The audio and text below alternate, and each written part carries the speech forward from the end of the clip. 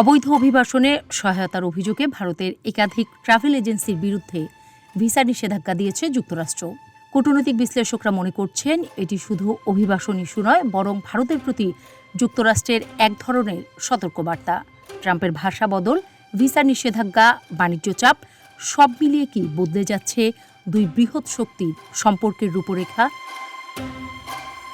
সোমবার ভারতের প্রভাবশালী গণমাধ্যম টাইমস অফ ইন্ডিয়া মার্কিন পররাষ্ট্র দপ্তরের এক বিবৃতি তুলে ধরে। ওই বিবৃতিতে বলা হয়েছে, কোনো ভারতীয় যদি যুক্তরাষ্ট্রে অনুমোদিত সময়সীমার বেশি সময় অবস্থান করেন তাহলে তাকে দেশে ফেরত পাঠানো হতে পারে এবং ভবিষ্যতে যুক্তরাষ্ট্রে প্রবেশের উপর স্থায়ী নিষেধাজ্ঞা জারি হতে পারে। তবে এই নিষেধাজ্ঞার আওতায় পড়েছে কারা, তাদের নাম এখনও প্রকাশ করেনি ওয়াশিংটন। একসময় যাকে বন্ধু মোদি বলে সম্বোধন করতেন ট্রাম্প, সেই মোদির সঙ্গেই সম্পর্ক যেন বরফের মতো হয়ে যাচ্ছে ট্রাম্পের।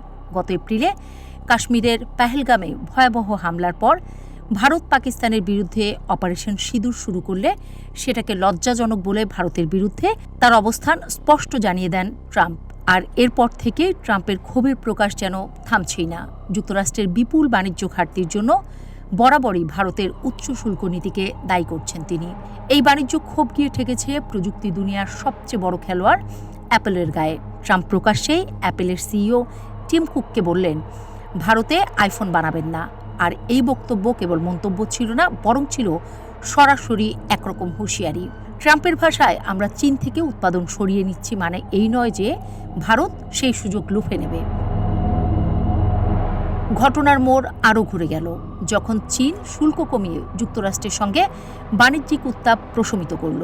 চুক্তি হলো, চাপ কমল, আর তার ফলে নতুন মডেল খুঁজে পেলেন ট্রাম্প। এবার সেই একই কৌশল প্রয়োগ করা হবে ভারতের উপর।